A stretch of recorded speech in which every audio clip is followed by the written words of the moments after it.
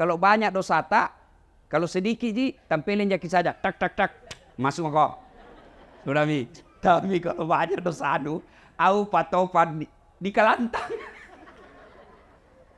Di kalantang orang Pak. Tergantung dosa. Tapi Fir'aun itu Allah jelaskan Quran. Haram dia masuk surga. Kenapa? Karena dia sombong. Lalu dilaknat Allah, tidak ada orang suka. Itu Fir'aun tidak ada yang suka. Mana buktinya? Sampai sekarang ini tidak ada orang maros mau kasih nama anaknya Fir'aun. Itu terkenal sekali. Ini kinja toa di Quran. Raja. Tapi tidak ada orang mau kasih nama Fir'aun anaknya. Kenapa? Karena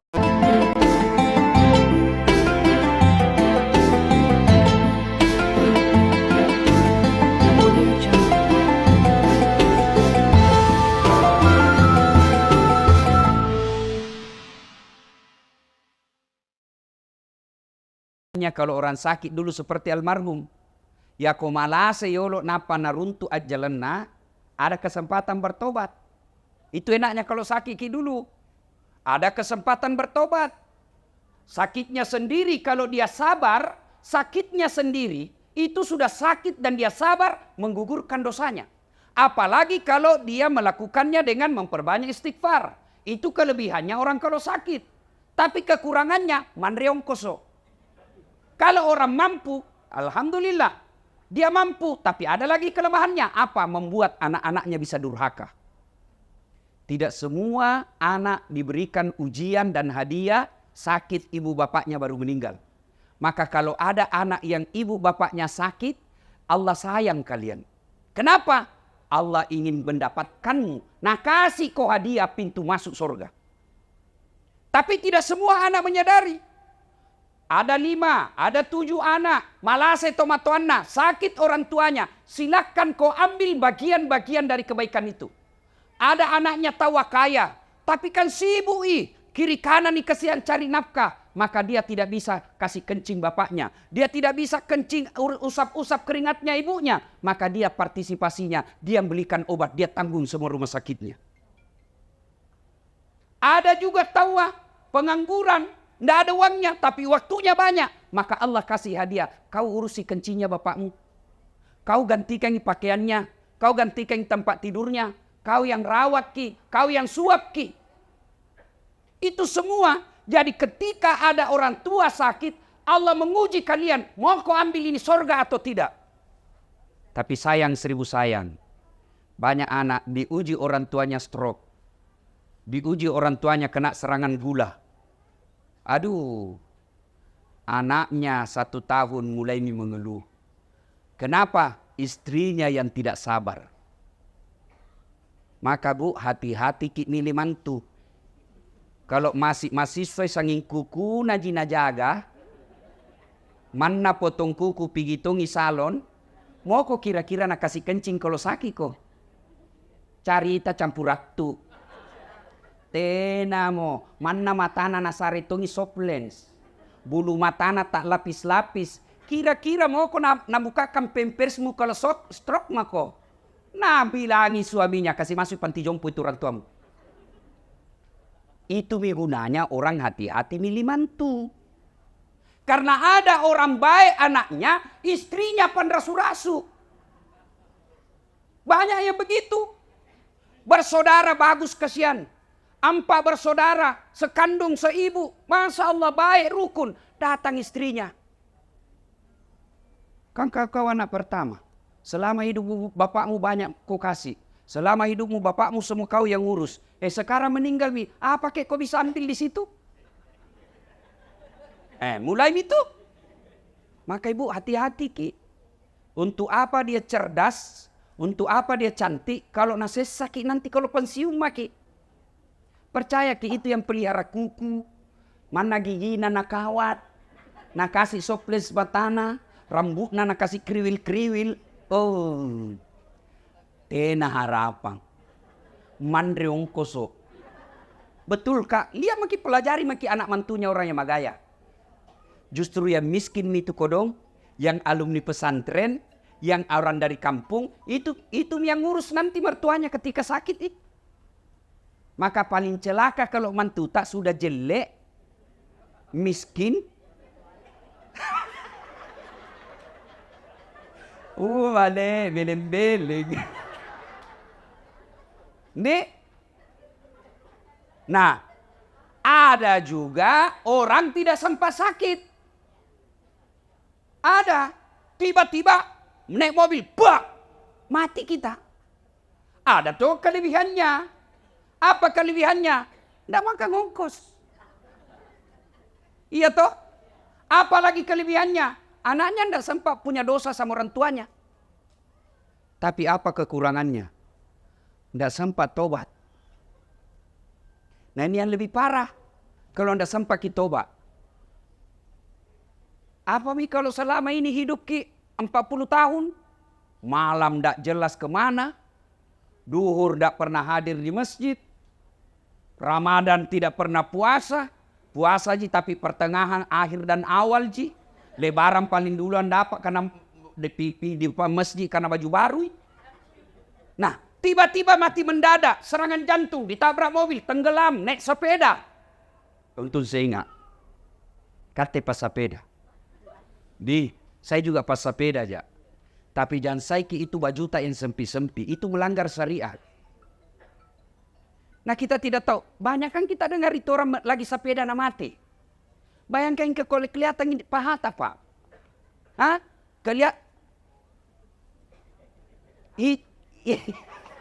Tipisnya celanana baru. Oh mana?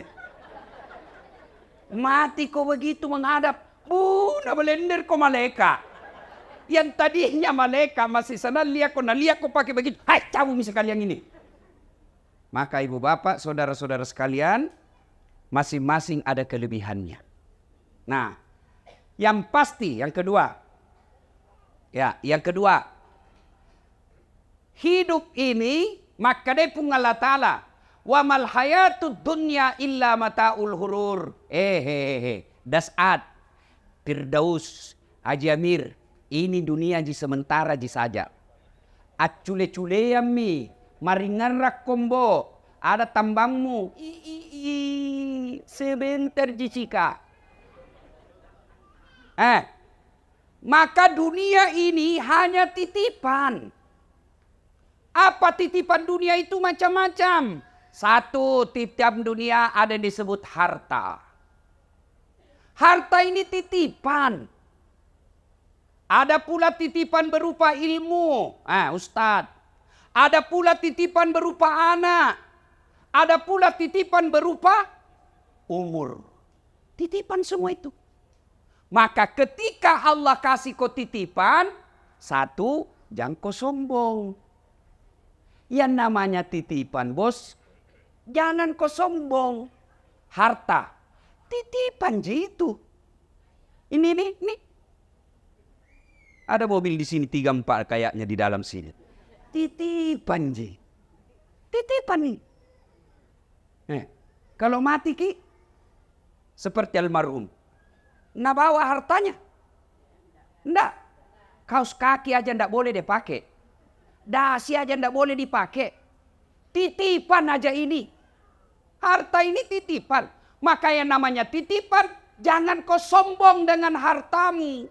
Maka ambil ilmunya tukang parkir.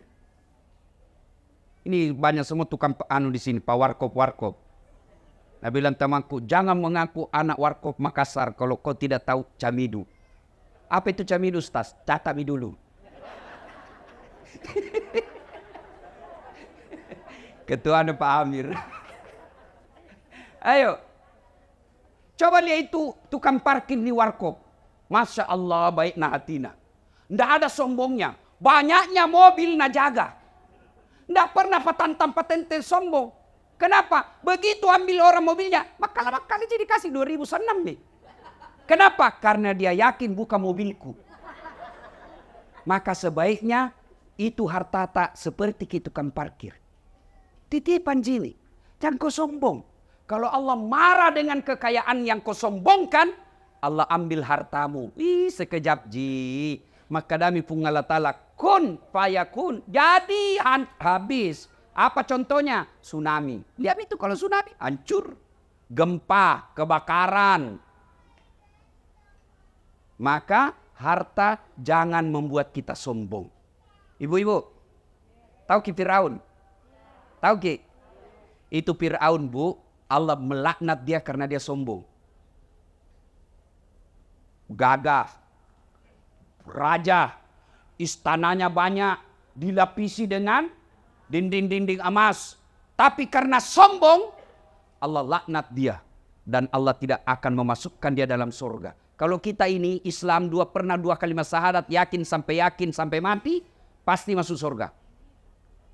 Jangan makin khawatir, Bu. Ini semua kita pasti masuk surga. Yang penting sudah syahadat, yakin dua kalimat syahadat itu pasti masuk surga. Cuma kalau dilanjutkan pertanyaan, kapan masuk surganya? Sudah pakai dicuci. Di mana dicuci, Bu? Neraka kedua ji tempat, tidak ada tengah-tengah. Jangan kau pikir ada bencong. Enggak. Tuh, neraka, surga. Kalau dia tidak masuk surga, di neraka. Kalau dia Islam, masuk ke surga. Tapi mampir dulu di neraka. Bagaimana keadaan di neraka dicucinya? Tergantung dosamu. Sama bajuku saya. Kalau bajuku yang kupakai si ceramah, rendam saja deterjen, bilas sedikit, bersih.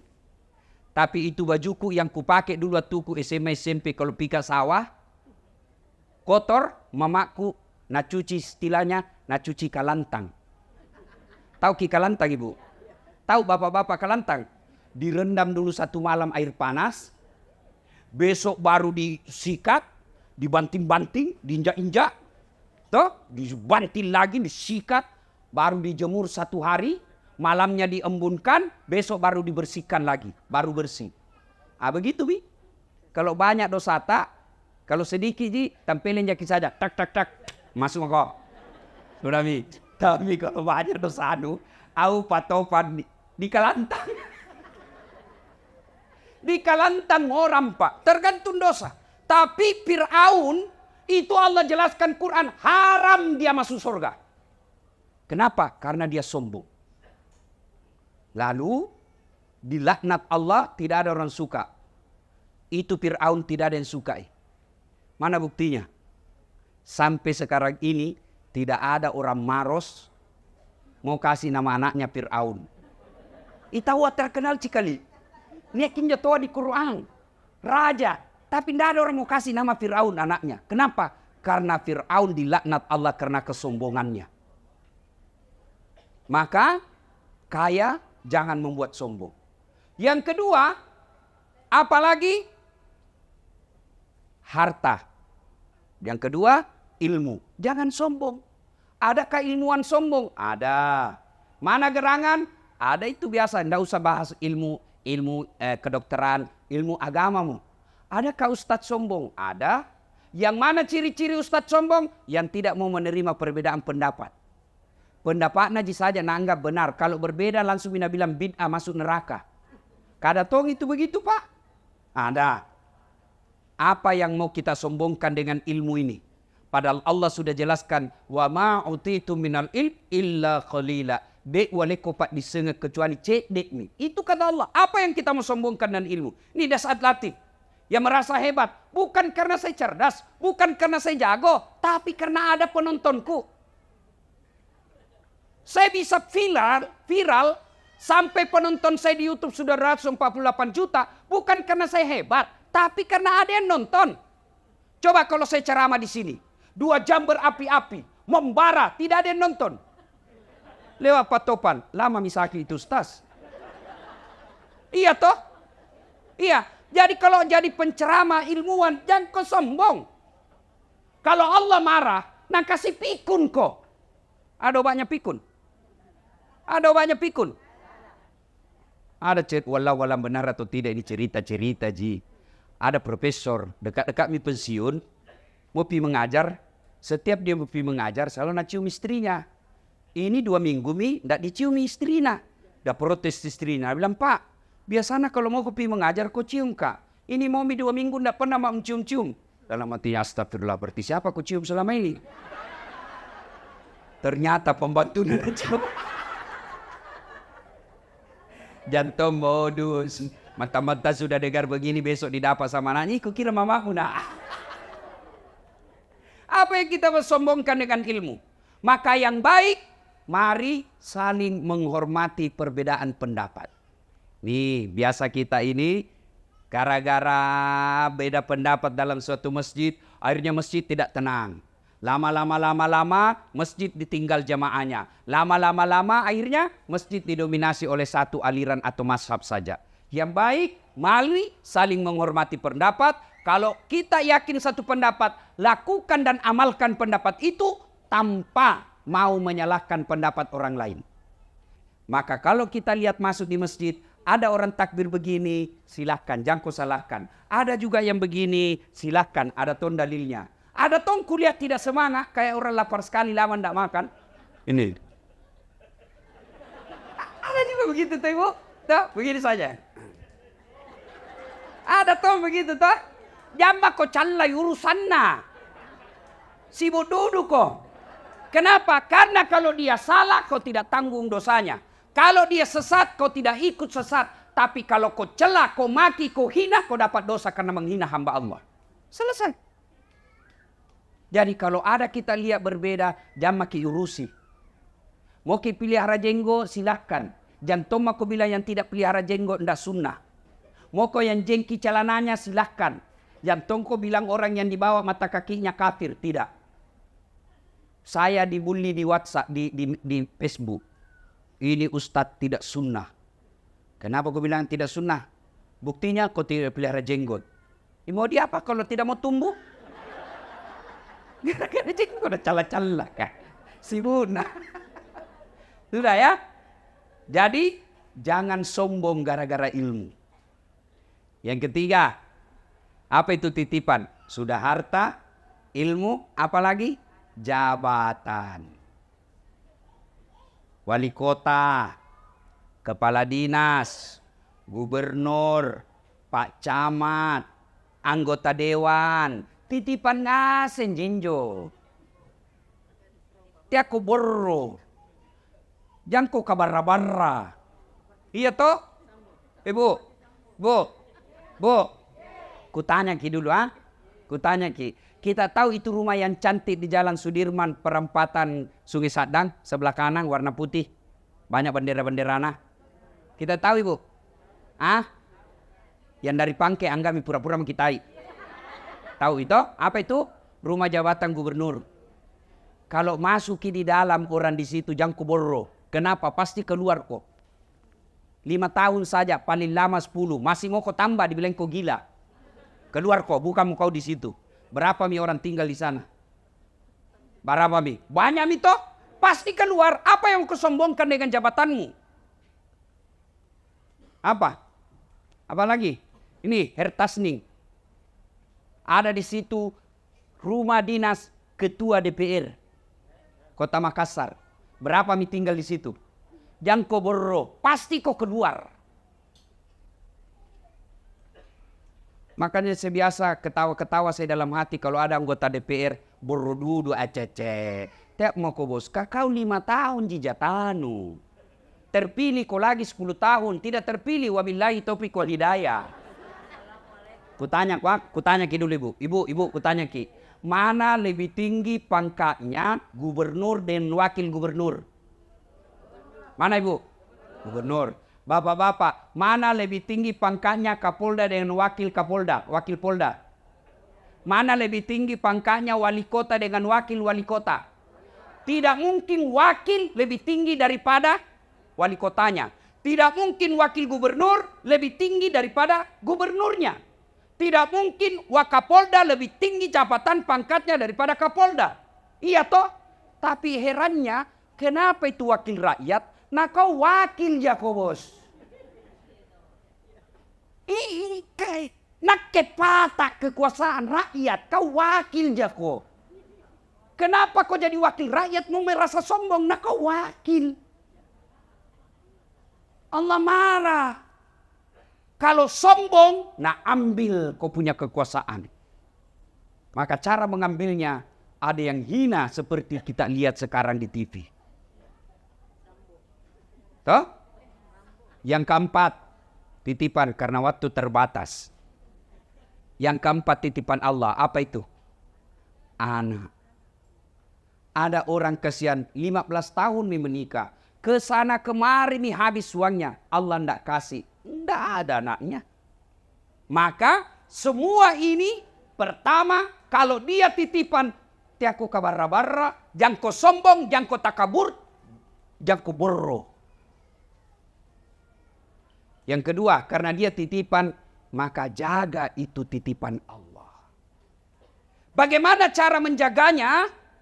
Kalau dia harta, menjaganya bukan dengan deposito ke bank. Bukan dengan membeli emas.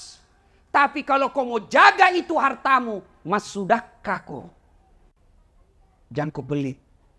Bersedekah. Itulah cara paling aman menjaga hartamu. Nih.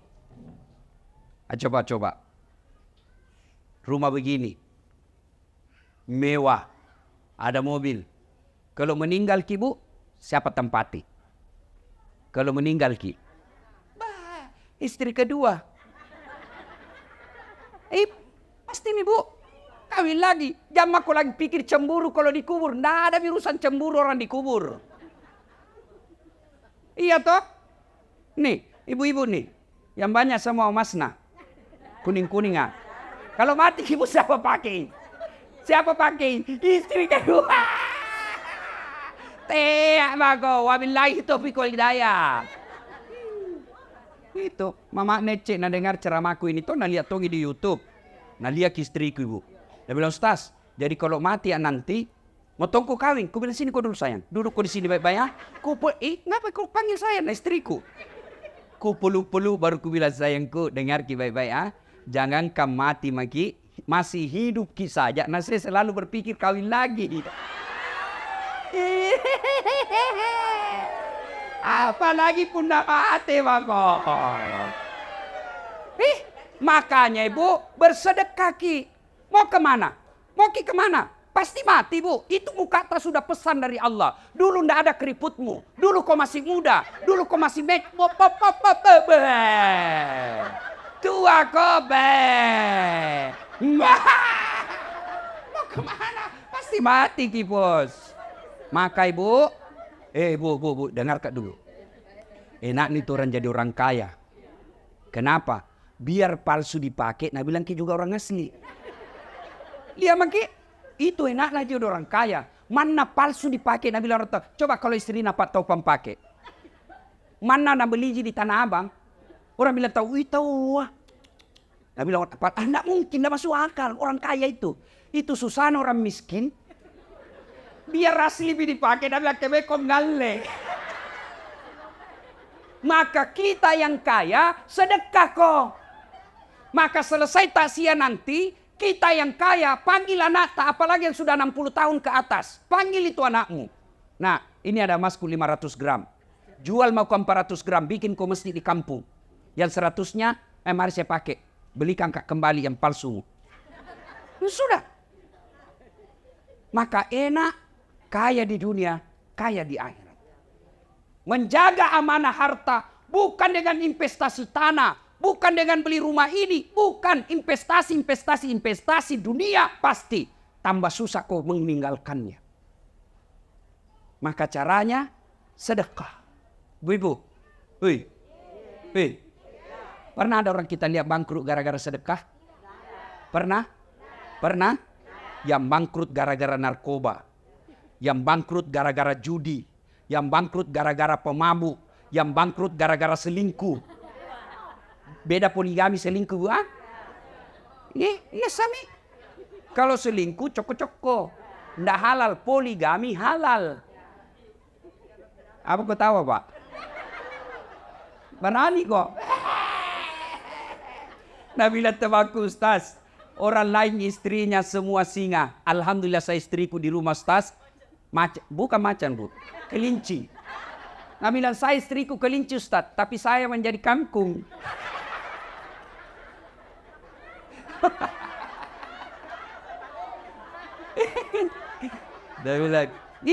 Nabila ya satu temanku nak Ustaz selama dengar ceramahmu Alhamdulillah istriku jadi malaikat.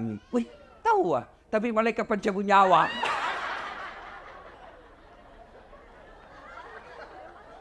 Adakah cerita sama saya, Ustadz poligami itu kan sunnah. Betul, poligami itu sunnah, jadi jangan celah. Kalau ibu bapak tidak setuju, boleh, tapi jangan kau celah orang yang berpoligami. Tapi dengan catatan, poligami bagi orang yang mampu. Ibarat pesawat itu pesawat Pak, ada kan namanya pintu darurat. Tidak boleh dibuka setiap saat. Puna buka tidak darurat, najak kalau polisi. Begitu juga itu poligami bagi orang yang mampu. Siapa contohnya? Rasulullah Muhammad sallallahu alaihi wasallam. Kenapa beliau mampu? Salat tahajudnya tiap malam. Kenapa beliau mampu? Senin Kamis tidak pernah lepas. Tiap pagi dia duha, bersedekah setiap saat di rumahnya, tidak pernah kasar ngomong. Maka Allah kasih kemampuan. Kate, hari Jumat saja kau sembayang, paling terlambat datang, paling cepat pulang. Orang khotbah kau tidur, motong kau poligami, nenek itu patah. Kalau tidak mampu jangan kau cari-cari susah. Maka amanah sedekah. Ya Bu? Bu? Dan itu orang dermawan, orang senang. Meskipun sudah meninggal orang masih mengenangnya. Iya toh? Tapi kalau sekeki, jangankan meninggal, masih hidup kisah saja, tidak doakan ke orang. Coba kalau orang dermawan, pikir siara kubur, antar kubur orang meninggal, dilewati kuburna, tahu wah. Baik sekali ini orang teman tetangga atau hidup, suka kina traktir, doakan tahu wah. Sudah 5 tahun meninggal, masih didoakan. Tapi kalau orang seke, jangankan mati Pak, masih hidup saja, lewat di kompleks mobilnya, tabrakan lalu. Kukira tuh mau nak kasih naik, ternyata nak kelas sonja. Maka bersedekahlah. Cara memelihara harta yang Allah berikan, sedekah.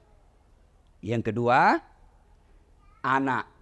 Bagaimana cara memeliharanya? Jadikan anakmu soleh dan soleha. Apa Allah melarang anak kita jadi kontraktor? Tidak. Apa Allah melarang anak kita jadi dokter? Bagus. Apa Allah melarang anak kita jadi anggota DPR? Tidak. Tapi Allah minta jadikan anakmu pejabat yang memperhatikan agama. Bu, Ibu. Bu. Kira-kira kalau masuk lagi di kubur sawa doakan ki.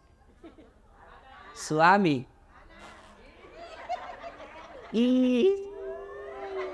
Nalemi orang lain. Siapa doakan ki kira-kira? Ini kenyataan Ibu. Ada temanku dulu haji, meninggal istrinya. Waktu meninggal istrinya dia bengkak matanya Pak. Barusan ku lihat laki-laki bengkak matanya menang. Biasanya kan sedikit dia baru nak terima tamunya orang. Itu pun stres tapi merokok ji. Ini tahu bengkak matanya menangis. Dia bilang, Ustaz saya bisa sampai seperti ini karena hebatnya ini istriku. Rasanya tidak bisa melanjutkan hidupku. Separuh jiwaku ikut bersama istriku. Dalam hatiku pengaruh lagu. Sekali Ibu, belum setengah tahun. Pihak jogging di Karebosi. Tuh jogging ngak. Ada ketemu. Ada di sampingnya cewek, muda, putih, panjang rambutnya. Nggak pakai jilbab. Ku senggol itu teman ngajiku. Ini gaya roh. Siapa namanya? Yang baru Ustaz. Siapa doakan Ki Bu? Siapa? Maka kalau mau ki lihat sekarang masa depan tak dikubur, lihat tak nak tak sekarang. Kalau malam Jumat mengaji baca Yasin di kamarnya, alhamdulillah. Subuh dia pergi ke masjid jamaah, tanam maki Bu. Jangan maki cemas soal kubur, tak ada mi doakan ki. Tapi kita tengok kamarnya main game. Tengok ki lagi main game lah. Datang bapakna nalapisi HP-na dengan buku. Dikirim membaca padahal HP-nya di dalam. Hati-hati. Serius kah ini Pak? Serius kah? Saya kalau meninggal, saya tidak harap didoakan sama istriku. Bisa jadi jodohnya terbuka lagi setelah saya meninggal. Apa Mi?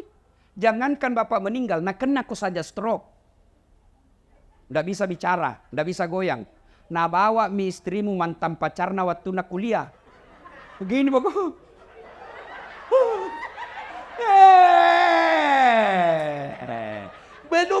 kau dikubur itu lupa kau dikubur. Apai?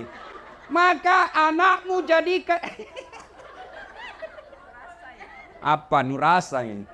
Hah? Itu bayangkan nak kena kau stroke, ndak bisa kau bicara, lu kencingin dirimu, ndak bisa kau goyang, baru istrimu nak bawa mantan pacarnya yang duda. Begitu bakal terus. Dia bilang bunuh mak. Makanya Bapak Ibu sekalian, doakan anakmu. Bagaimana cara jadi anak yang soleh dan soleha? Baca Quran kodong. Baca Quran. Ada itu dalam surah Luqman.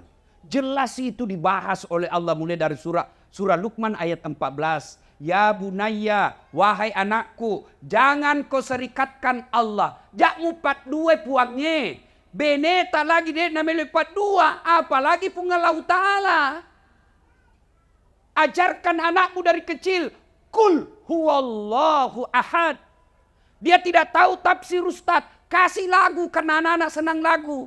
Katakan Tuhan itu satu. Rama. Iya toh. Yang mau ku kasih adik lagu-lagu patolo-tolo. Bu ami belaulan kupu-kupu, siang makan nasi, kalau malam minum susu. Mana kupu-kupu makan nasi dong.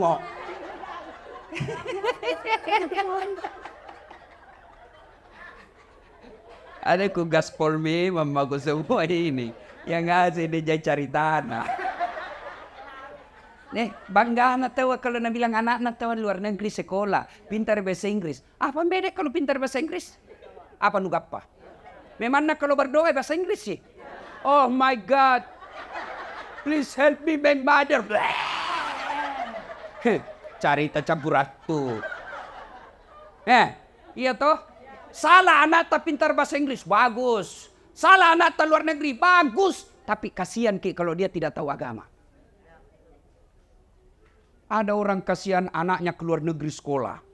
Pulang lagi diongkosi. Diongkosi. Habis uangnya puluhan miliar untuk anaknya. Tapi tidak pernah bangun masjid. Kamase. Bu, saya baru pulang umroh. Kan kalau pikir umroh itu dibawa ke siara toh? Iya. Iya toh? Nah itu kalau orang dibawa siara. Dibawa gitu di Madinah. Ada namanya siara masjid 7. Iya toh? Nah. Kenapa disebut masjid 7? Karena ada 7 orang di situ bikin masjid. Ada namanya masjidnya Umar, masjidnya Abu Bakar, masjid Aisyah, masjid Utsman. Ada semua di situ. Kalau orang Romawi Yunani membangun dan membentuk, menjadikan momen bahwa saya pernah hadir di dunia dengan apa? Dia bikin patung. Itu Romawi Yunani. Maka kita kenal ada patungnya, patung-patung orang tokoh-tokoh sana. Ya toh, kalau orang Islam bukan patung, apa? Masjid. Mana cat dibikin kau masjid? Masa kau berani anakmu sekolahkan miliar-miliar kau tidak bisa bikin masjid? Supaya nanti ketika bapak masuk di kubur, ada kau doakan ki. Tidak ada itu teman tak bu. Wih, pak, kalau meninggal ki, teman tak mau doakan ki. Lihat dulu di WhatsApp grup. Ada semua itu grup WhatsApp toh. Coba kalau ada orang meninggal. Mengetik doa saja malas. Stiker gitu nak kirim. Inna lillahi wa inna ilaihi Al-Fatihah. Stiker, ndak nak baca itu Al-Fatihah. Begitulah nasib tak kalau dikubur maki. Pak, kilangnya rekinnya baji bu. Bu, saya merantau di Kalimantan. Cari kerja. Tidak enak di Kalimantan. Masih ada pilihanku bu? Masih ada? Ada. Apa? Pulang lagi Pipinrang. Pulang kampung. Tidak mungkin lihat ke sekampungku mati kelaparan. Iya toh? Orang Jawa datang merantau ke Sulawesi. Ternyata di Sulawesi tidak enak. Ada pilihan? Ada. Apa? Pulang kampung. Mangan orang mangan yang penting ngumpul. Iya toh? Apa lagi? Ada pegawai kantor gubernur. Salah dukung waktu pilgub. Ni betai. Tadinya kepala dinas, akhirnya mendai staf ahli. Ahli yang tidak ada stafnya. Ada pilihan. Ada. Apa? Pensiun dini, selesai urusan. Tapi masuk kau dikubur. Ada pilihan. Ada pilihan. Masuk kubur, ndak enak deh, kembali lagi deh. Wow, saya saja masuk kubur ndak enak, keluar Kak, lari semua orang. Ustaz Dasat, Ustaz Kondan jadi pocong. Iya toh. Maka begitu masuk kubur, yang bisa menolong Bapak Ibu, anak yang soleh dan soleha. Bagaimana carakan anak tak jadi soleh dan soleha? Itu sudah jelas dalam agama. Satu kata Nabi, kasih nama anakmu nama-nama baik. Nama-nama ada doa. Bukan nama-nama pemain bola. Nah kasih nama anak Lionel Messi. Ngapa Lionel Messi? Nah bilang supaya jago main bola. Apa mau jago main bola? Sekarang saja di sini tidak ada stadion. Main bola tidak ada stadion. Satu, kasih nama yang baik. Dua, jangan kau kasih makan uang haram anakmu. Bodoh kita rakyat Indonesia kalau tidak mengambil pelajaran dari yang viral sekarang. Kalau darah dagingnya anak istrimu suka makan uang haram, pasti tidak beres pikirannya. Kalau anakmu selalu kau kasih makan uang haram, pasti tidak beres akal pikirannya. Itu Nabi sudah jelaskan. Mata bawa nojek ko Nabi podako. Tapi kalau anak dipelihara dari yang haram-haram, tidak pernah disentuhkan makan haram. Bapaknya kontrak-kontrak, bapaknya tukang servis, bapaknya tambal ban, tapi anaknya nanti yang angkat derajatnya. Pasti begitu. Lihat saja.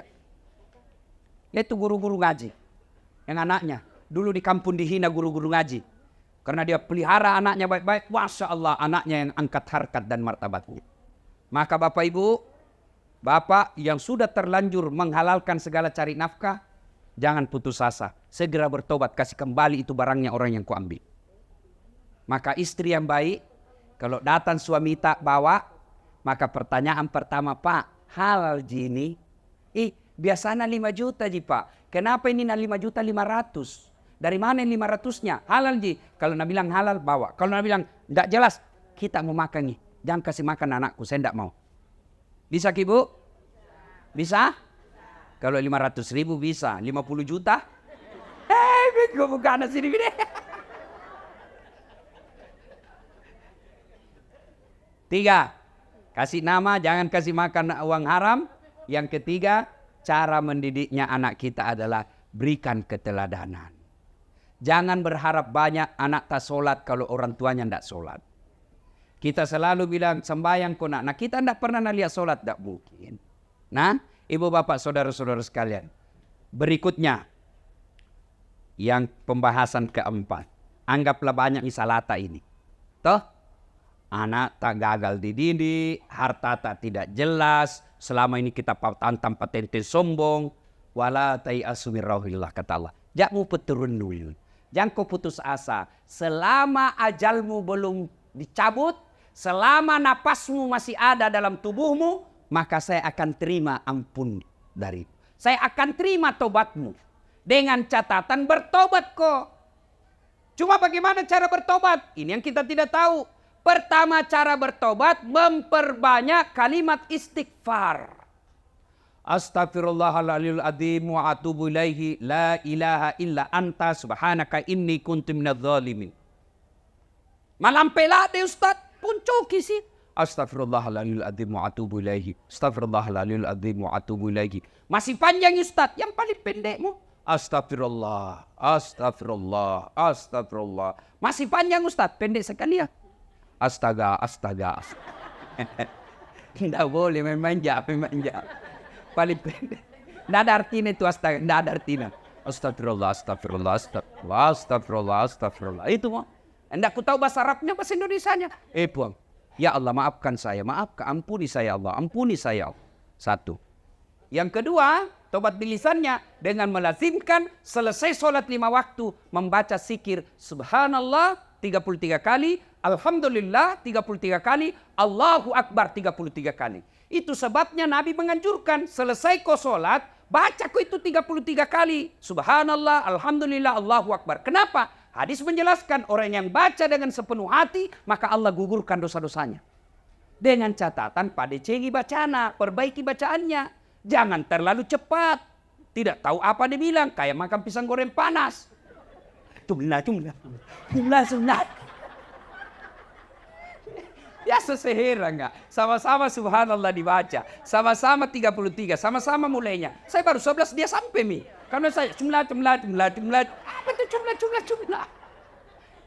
Nasa ngogi koma pigau DC ko pigau isi DC na. Takala ning pigau. Takala nu baca pada cengi bacana. Subhanallah. Lullah. Ada lullah di samping apa dipanggil kakak siapa panggil kau itu ku dengar tadi lullah. Yang ketiga istighfar tadi, yang kedua memperbanyak yang tadi, yang ketiga adalah melazimkan sholat sunnah taubat. Bagaimana cara sholat sunnah taubat? Sama sholat sunnah yang lain, cuma beda niat, beda tempat. Kalau tahajud niatnya tahajud, kalau duha niatnya duha. Kalau sholat taubat, Nabi melaksanakannya selesai sholat maghrib nunggu isya. Berapa rakaat? 2 rakaat baik, 4 rakaat bagus, 6 rakaat lebih utama. Artinya boleh tonji 2. Kalau sempat tak 2 aja. Tapi kalau lebih mulia dan lebih bagus, 6 rakaat. 2 rakaat salam, 2 rakaat salam, 2 rakaat salam. Apa gerakan dan bacaannya? Sama sholat sunnah yang lain, cuma beda niat. Boleh diucapkan? Boleh. Boleh tidak diucapkan? Boleh. Tidak mesti diucapkan itu usalli. Ada orang tidak jadi sholat gara-gara tidak hafal. Niat itu bukan menghafal. Begitu ibu bangkit dari tempat duduk, maghrib, dalam hati tak mau sholat maghrib. Selesai sholat maghrib mau juga sholat taubat. Itu niat. Tidak harus diucapkan. Kalau mau ucapkan boleh. Usalli sunnatal taubat. Raka'ataini lillahi ta'ala. Allahu Akbar. Wakatai mas sampajat taubat 2 rakaat. Sunnah iriseseku nasabab pungallahu ta'ala. Allahu Akbar. Saya niat sholat taubat 2 rakaat. Sunnah hukumnya bagi saya lillahi ta'ala. Allahu Akbar. Tidak hafal itu berdiri maki saja ambil cara gampang. Tuhan, saya sunnah taubat karena Allahu Akbar. Boleh. Boleh begitu. Sudah ulang lagi Tuhan. Masih seperti yang tadi. Allahu Akbar. Tapi jangan begitu terus. Tapi sah, boleh. Boleh bu. Daripada ibu katakan. Sali.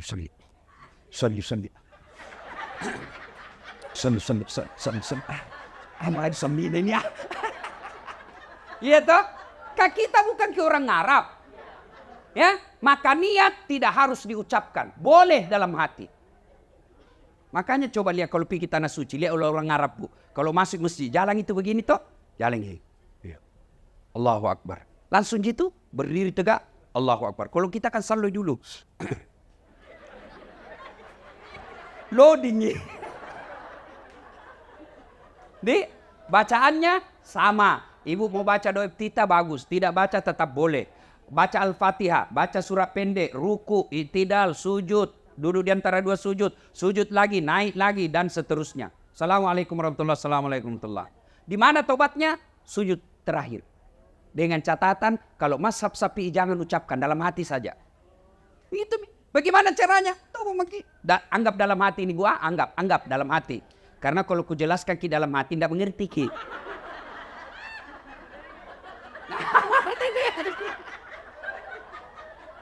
Jadi bagaimana caranya? Anggap ini dalam hati, anggap. Ya Allah, saya hilap tadi di kantor. Ku pegang tangan sekretarisku. Nah pegang nggak juga Tuhan. Akhirnya baku pegang-pegang manghi. Ya Allah ampuni saya. Lalu yang paling penting, ini yang paling penting. Rabbana la tusik qulubana ba'da is hadaitana wa hab lana min ladunka rahmah. Terjemahannya, ya Allah, jangan kau palingkan hati hamba. Jangan kau sesatkan hati hamba. Jangan kau gelapkan hati hamba setelah engkau berikan hidayah dan petunjuk. Setelah engkau berikan terang hatiku. Puang, ajak kesik 4 pakalupa sikap pemang. Tuh, selesai. Tidak harus diucapkan. Kalau mau ucapkan, nanti setelah begini. Bagaimana kalau selesai sholat Ustaz? Menghadap kiblat. Sikir dulu. Salawat sebanyak-banyaknya. Lalu istighfar. Mengangkat kedua belah tangan. Doakan dulu orang tua tak. Baru didoakan. Boleh tidak ada bahasa. Boleh dalam hati saja.